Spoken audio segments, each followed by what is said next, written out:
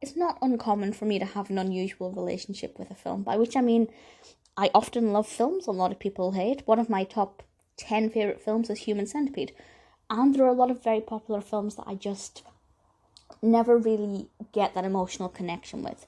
One of those films is Home Alone. Not a bad film, nothing wrong with it, I just don't love it as much as most people seem to. However, I do like the second Home Alone, and I think the reason for this is because it's set in New York, and I have always loved films where you get to explore bits of New York City, primarily because I always wanted to go there. Now that I've been there, it's, I guess, triggering memories and makes me happy to remember the trip. And obviously Christmas films are always brilliant. And this one is set a year after the first film, and was released in 1992. Brilliant year, the year I was born. Directed, of course, by Chris Columbus, written by John Hughes, and starring the brilliant Macaulay Culkin. And also, of course, Joe Pesci and Catherine O'Hara. I really like Catherine O'Hara. I think she is pretty brilliant.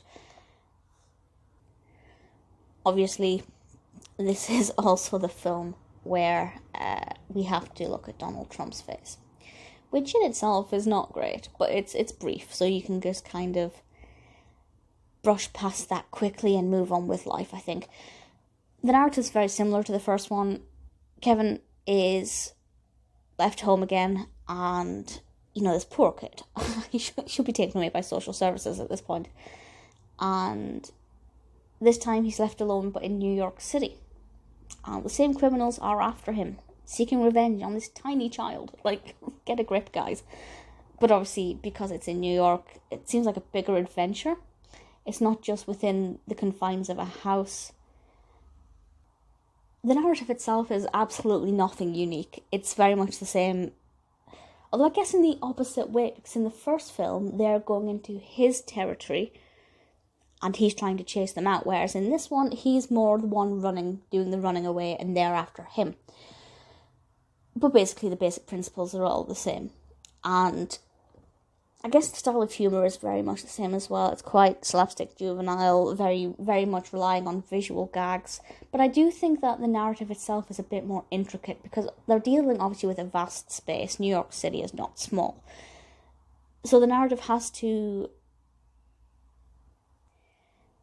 Although I like the film, I'm still not going to say that I'm a huge fan of it. I'm not going to say that every Christmas I rush to watch this film the way other people rush to watch the first one. I don't. I've only seen it a handful of times. But it is a film that if somebody said, do you want to watch this? I'd be like, yeah, let's do this. Whereas Home Alone 1, if somebody says, do you want to watch it? I kind of groan and roll my eyes and try to get them to watch Human Centipede. It never works. It is a good film. I like it. It's cliche, it's cheesy, it's unrealistic, but it works. It works well, and I definitely recommend it. I don't think I've seen any of the Home Alones that come after this.